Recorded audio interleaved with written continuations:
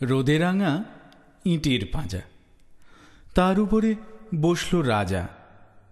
ঠোঙা ভরা বাদাম ভাজা খাচ্ছে, কিন্তু গিলছে না। গায়ে আটা গরম জামা, পুড়ে পিঠ হচ্ছে ঝামা।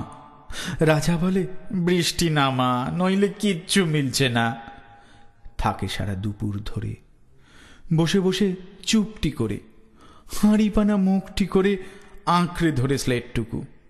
ঘেমে ঘেমে উঠছে ভিজে, ভ্যাবাচাকা একলা নিজে।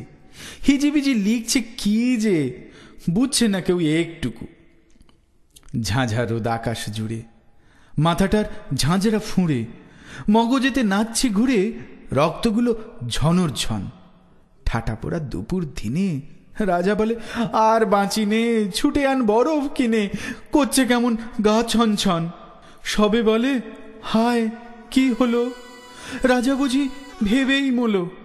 ওগো রাজা, মুখটি খোলো, কও না ইহার কারণ কি? রাঙা মুখ, পান সে যেন, তেলে ভাজা আম সে হেন। রাজা এত ঘামছে কেন? শুনতে মোদের বারণ কি? রাজা বলে, কেই বা শোনে যে কথাটা ঘুরছে মনে।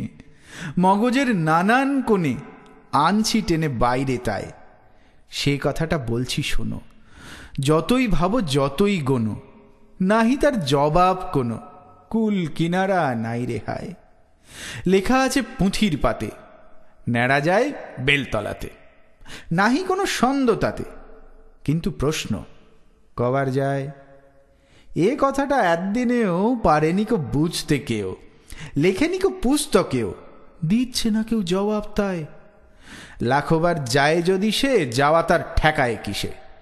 ভেবে তাই পাইনে দিশে, নাই কি কিচ্ছু উপায় তার।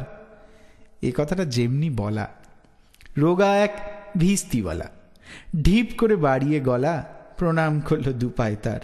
হেসে বলে, আগে সে কি, এতে আর গোল হবে কি? ন্যাড়াকে তো নিত্যি দেখি আপন চোখে পরিষ্কার।